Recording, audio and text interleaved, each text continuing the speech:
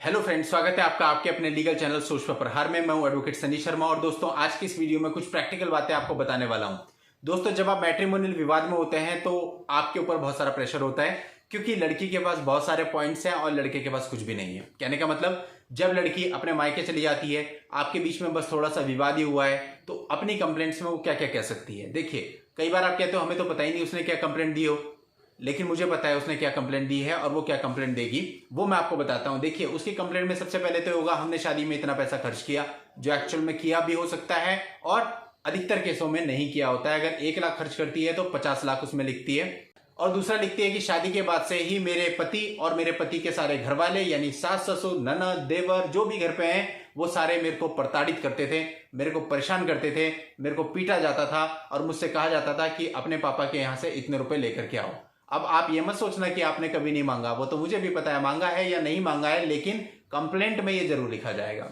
इसके बाद नेक्स्ट वो लिखेगी कि इसी प्रकार से परेशान करते करते मेरे को इतना ज्यादा परेशान कर दिया गया कि इतनी इतनी तारीख को मेरे को केवल पहने हुए कपड़ों में घर से बाहर निकाल दिया गया और मेरा सारा सामान और जितने भी ऑर्नामेंट्स थे वो सारे मेरे ससुराल वालों ने रख लिए। अब आपने रखे या नहीं रखे, लेकिन वो ये जरूर लिखेगी। कुल मिला के ये सारे इल्जाम होते हैं। और ज्यादा एनिमिटी निकालनी होती है किसी तरह से, अगर उसका मिसकैरेज हो गया है दुर्भावनावश, तो लिखवा दिया जाता है मुझे इतना मेंटल टॉर्चर किया गया कि मेरा मिसकैरेज हो गया, या फिर यह लिखवा दिया जाता है कि मेरे पति ने मेरा अबॉर्शन करा दिया। हालांकि कई मामलों में ऐसा होता है कि दोनों ही डॉक्टर के पास जाते हैं, डॉक्टर उनको सलाह देता है कि आप अपना अबॉर्शन करवा लीजिए, अदरवाइज आपकी जान को खतरा है। दोनों पति पत्नी की सहमति से अबॉर्शन कर दिया जाता है, लेकिन जब मामला बिगड़ता है तो कहती है कि मेरे पति ने जाकर के अबॉर्शन करवा दिया। इसके अलावा अगर और कुछ बोलना है तो बोलती है मेरा पति इंपॉर्टेंट है, इसलिए मैं उससे सेटिस्फाई नहीं हूं। और ज्यादा बोलना हो तो बोलती है कि मेरे साथ अननेचुरल सेक्स भी किया गया है। तो कहने का मतलब, इतनी सारी चीजें, इतने सारे इल्जाम पति के ऊपर लगाए जा सकते हैं।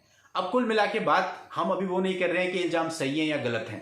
देखिए, कभी सही भी हो सकते हैं, लेकिन अधिकतर मामलों में जो आजकल हो रहा है ऐसा कुछ भी नहीं हुआ होता। कुछ मामले तो ऐसे भी आए मेरे पास जिनमें शादी के बाद से अब तक एक बार भी फिजिकल रिलेशन नहीं बनाए, लेकिन इल्जाम 377 का भी है। अब ऐसे में आप क्या कहेंगे? तो कहने का मतलब, आप लोग सबसे पहले तो अपनी मेंटेलिटी सेट कर लो कि लड़की के पास अगर कोई प्रूफ नहीं है तो केस नहीं कर सकती। आप हमेशा बोलते हैं कि वो कैसे, किस आधार पे केस कर लेगी सर, और हमने तो 1 रुपया भी नहीं लिया, हमने ऐसा किया वैसा किया। वो केस करेगी, उसके सारे केस दर्ज हो जाएंगे। अब आपको कम से कम इतना तो पहले ही सोच के चलना है कि केस उसके बिना प्रूफ के, झूठ के बेस पर, गलत स्टेटमेंट के केस पर ही दर्ज हो जाएंगे। अब आप ये सोचिए आपको बचना कैसे है। अब वो बात तो खत्म हो गई कि केस दर्ज नहीं होगा। अब इसके बाद और सुन लीजिए, पुलिस आपकी सुनेगी नहीं, मामला दर्ज हो जाएगा, सबके नाम इन्वॉल्व होंगे। अब आपको कैसे आगे बढ़ना है, मैं तो आपसे यही राय दूंगा कि अगर आपकी एफआईआर दर्ज हो गई तो आप फालतू की चीजों में मत पड़िए। कहने का मतलब, आप किसी भी मैट्रिमोनियल वाद में चले जाते हैं कि सेक्शन 9 डाल देते हैं, मुझे तो उसे वापस लाना है। अरे भाई, जब वो 498 डाल रही है तो वापस लाके करोगे क्या? दूसरी बात, सेक्शन 9 में आपका टाइम बहुत ज्यादा खराब हो जाएगा। अब दूसरा एंगल है इसका कि मुझे सर साथ में नहीं रहना है तो क्या मैं डाइवोर्स फाइल कर दूं? डाइवोर्स फाइल करोगे तब भी क्या होगा? उससे आपका ना तो 498 खत्म होगा, ना ही और जो मुकदमे उसने करे होंगे डीबी का, मेंटेनेंस का, वो खत्म होगा। तो फिर ऐसे में हम डाइवोर्स केस भी क्यों फाइल करें? तो कुल मिला के दोस्तों, आपकी कोशिश ये होनी चाहिए कि जब तक बचा सकते हो बचा लो, लेकिन अगर एक बार एफआईआर दर्ज हो गई उसके बाद रिश्ते नहीं बचा करते हैं। उसके बाद अगर कोर्ट से मीडिएशन करके भी आप उसको घर में ले आते हो, फिर से उत्पात होगा। उत्पात से बढ़िया है, फिर से रिस्क लेने से बढ़िया है कि आप अलग हो जाओ, सेपरेट हो जाओ दोनों ही लोग, उसी में दोनों का भला है। 498 की अगर उसकी एफआईआर दर्ज हो गई है तो उसको सीधा कहिए आप कि भाई ऐसा है, ये सारे मुकदमे वापस ले ले। प्रॉब्लम क्या होगी? वो कहेगी ठीक है, बैठ के सेटलमेंट करते हैं, म्यूचुअल डाइवोर्स। आप भी खुश हो गए कि आप म्यूचुअल डाइवोर्स हो रहा है, लेकिन बात जब पैसे की आएगी तो उस पैसे पे आप कभी भी एग्री नहीं होंगे। अगर आपकी कैपेसिटी 10 लाख की है तो आपसे 50 लाख मांगे जाते हैं, 50 लाख की कैपेसिटी है तो आपसे 5 करोड़ मांगे जाते हैं। तो कुल मिलाकर के लड़का किसी भी तरह से वो पैसे नहीं देता। वो ये सोचता है, और उसको ऐसा सोचना भी चाहिए कि अगर उससे अनरीजनेबल पैसे मांगे जा रहे हैं तो उसका 10% खर्च करके मैं मुकदमा ही लड़ लूंगा, मैं अननेसेसरी इसको क्यों दूं? तो इसलिए लड़कियों को भी ये चाहिए कि अगर वो सेटल करना चाह रही हैं तो वो अमाउंट बताएं जो प्रैक्टिकल हो और जो रीजनेबल हो। अगर आप बढ़ा चढ़ा करके 10 गुना 20 गुना बताओगी तो आदमी कहां से देगा? वो देगा नहीं तो क्या होगा? मुकदमे चलेंगे। और ऐसा नहीं है कि मुकदमा आप ही करोगे, मुकदमे आप पे भी होंगे। यानी जितनी भी लड़कियां ऐसी हैं जो फॉल्स केसेस करती हैं और मेरा वीडियो देख रही हैं, वो इस बात को ध्यान में रख लें कि सोसाइटी अब अवेयर हो चुकी है। अब वो वाली सोसाइटी नहीं रह गई है कि आप मुकदमे करते रहोगे और जितने हस्बैंड्स हैं वो मुकदमे झेलते रहेंगे। अगर आपने फॉल्स केसेस किए हुए हैं तो हस्बैंड भी आपके ऊपर केसेस करेगा और जितने केसेज आपने किए हैं उससे ज्यादा करेगा, और फिर आप हस्बैंड के प्लेस में भागोगी 1000 किलोमीटर दूर, और करेगा भी ऐसे कि आप ट्रांसफर ना करा पाओ।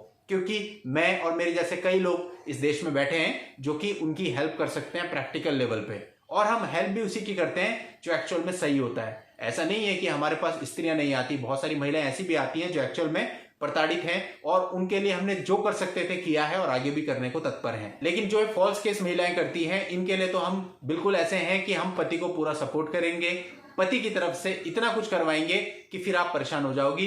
लास्ट में आपके पास कोई ऑप्शन नहीं होगा, आपको अपने सारे केसेज वापस लेने पड़ेंगे, सारे केसेज वापस लेकर के सेटलमेंट करना पड़ेगा। तो फिर बेहतर है कि पहले ही सेटलमेंट कर लें। जो पैसा आप ले सकती हो रीजनेबल, वो पति से ले लो। और पति को भी मैं यही कहूंगा कि भाई अगर आपको ऐसा लगता है कि उनका कुछ पैसा खर्च हुआ है, लड़की की लाइफ खराब हुई है और आप देने में सक्षम है, तो जो रीजनेबल अमाउंट हो वो आप दे सकते हैं, जिसके लिए आपका मन गवाही देता है। लेकिन अगर आपको कहीं भी लगता है कि अनरीजनेबल है, या आपको दबाया जा रहा है, या प्रेशर देके आपसे पैसा निकालने की कोशिश की जा रही है, या वो पैसा नहीं बनता है, तो ऐसे में कुछ भी पैसा देने की जरूरत नहीं है। जितना पैसा आप वहां पर देंगे उसका थोड़ा सा अंश लगा करके आप इन मुकदमों से बाहर आ सकते हैं। उसके लिए रास्ते हैं और बहुत रास्ते हैं। तो फिर इसलिए ऐसे लोगों को बढ़ावा देने की कोई जरूरत नहीं है। आज आप एक को 25 लाख रुपए दे दोगे, हो सकता है आप कैपेबल हो, वो समाज में जाके और गंदगी फैलाएगी, वो 10 लोगों को और बोलेगी कि मैंने देखो अपने पति पर ये केसेस किए थे और मुझे 25 लाख मिले, और बहुत सारे लोग उससे इंस्पायर होके फिर वो भी 25 लाख मांगेंगे और लोगों से। तो दोस्तों, जो गरीब आदमी है, जिसके पास उतना नहीं है, जिसकी कैपेसिटी 5 लाख की है, वो 25 कैसे दे? हो सकता है आप कैपेबल थे, आपने 25 दे दिए, लेकिन फिर बाकी के लोग कहां जाएंगे? जिन लोगों के पास नहीं है 25 लाख रुपए, वो कहां जाएंगे? तो ऐसे में दोस्तों, समाज में केवल बुराई बढ़ती है। तो हमें समाज की बुराइयों पर प्रहार करके इन्हें जड़ से खत्म करना है, इनको बढ़ावा नहीं देना है। अगर हम इनको बढ़ावा देंगे तो फिर ये कल को हमारे लिए ही और हमारे आने वाली नस्लों के लिए दिक्कत पैदा करेंगे। इसलिए इन दिक्कत को जड़ से ही उखाड़ के फेंक देना है। नहीं देना तो नहीं देना अनरीजनेबल। एक बात अपने दिमाग में रख लीजिए, आपका कोई कुछ नहीं कर सकता, आपको कोई जेल नहीं भेज सकता। और अगर थोड़े दिन के लिए, 2-4 दिन के लिए जेल हो भी जाती है किसी को, किसी भी कारणवश, बहुत ही वर्स्ट केस में, हालांकि ऐसा होता नहीं है, बहुत ही वर्स्ट केस में बता रहा हूं, तो भी कोई उसमें कुछ नहीं जाता। फिर भी आपको एक सेटिस्फेक्शन रहेगा कि आपने अननेसेसरी किसी को कुछ नहीं दिया। और अगर कोई आपको जेल पहुंचाता है तो क्या आप उसको छोड़ देंगे? अगर आपको अननेसेसरी जेल पहुंचाया गया तो आप भी उसको और उसको भड़काने वालों को 100% जेल पहुंचाएंगे। उसके कई सारे तरीके हैं, और जैसा जो करेगा उसको वैसा ही जवाब देना है। कोई प्रेम से पेश आ रहा है, उसको वापसी प्रेम दो। जो गलत तरीके से पेश आ रहा है, उसको गलत तरीके से जवाब दो। जो झूठे मुकदमे आप पे कायम करके आपको जेल भिजवा रहा है, वापसी आप उसको और उसके चाहने वालों को जेल भिजवाइए। तब इन लोगों की दिमाग जो है वो ठिकाने पर आएगा। वरना दोस्तों, ये चीजें बढ़ती जाएंगी और इसका कोई अंत नहीं है। और वैसे हमारा भारत देश देखिए, जहां पर इतने सारे लोग केवल अपनी पत्नियों से जूझ रहे हैं, पत्नी अपने पति से जूझ रही है, तो क्या भविष्य होगा हमारे देश का? कब हम लोग सोचेंगे आगे के बारे में, फ्यूचर के बारे में, देश के बारे में, सोसाइटी के बारे में?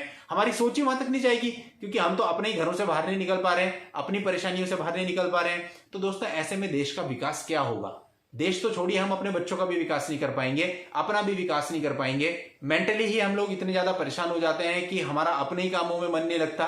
जहां पे हम जॉब कर रहे हैं, जो भी कर रहे हैं, हम हमेशा यही सोचते रहते हैं कि अब हमारा क्या होगा, कैसे इनसे बाहर आना है। तो इसलिए दोस्तों, इतना ज्यादा पचड़े में पड़ने की जरूरत नहीं है। जैसे एफआईआर दर्ज हुई, एकदम से तत्पर हो जाइए कि बस अगर ये एफआईआर झूठी है तो अब इनको यहीं पे स्टॉप कर देना, वहीं डंडा गाड़ दीजिए कि बस अब इससे आगे नहीं।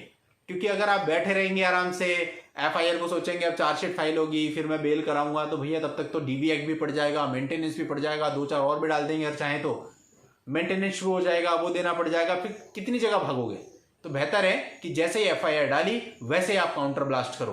क्योंकि आजकल होता क्या है, आप वाइफ को कहते हो सेक्शन 9 में, आ जाओ जी प्रिय, मैं तुम्हारा इंतजार कर रहा हूं, अपना घर बसाना चाहता हूं, और वो सामने से 498 डाल देती है, इसने ऐसा करा, ऐसा करा, ऐसा करा।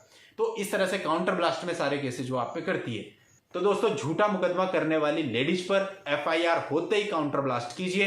ऐसे काउंटर ब्लास्ट कीजिए कि जितना उन्होंने शुरू से एंड तक गलत किया है, उसके मुताबिक हर सेक्शन, हर धारा उन पर लगा करके उनको दंडित करवाइए, उनके घर वालों को दंडित करवाइए। समाज में जो भी ऐसी गंदगी फैला रहे हैं, वो लोग अपने आप घुटनों पर आ जाएंगे, और इससे समाज को भी प्रेरणा मिलेगी कि देखिए, उन्होंने ऐसा झूठा मुकदमा किया था और उनकी हालत आज क्या हो गई। तो लोग भी इन चीजों को करने में थोड़ा सा परहेज करेंगे।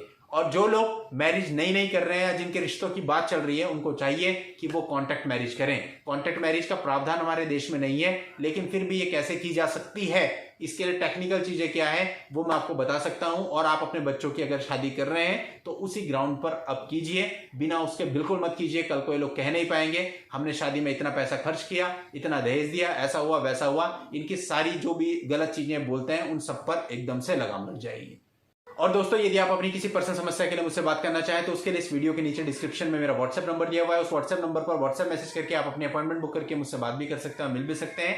नेक्स्ट वीडियो में नई लीगल जानकारी के साथ मैं आपसे फिर मिलता हूं, तब तक के लिए good bye and thank you for watching, take care.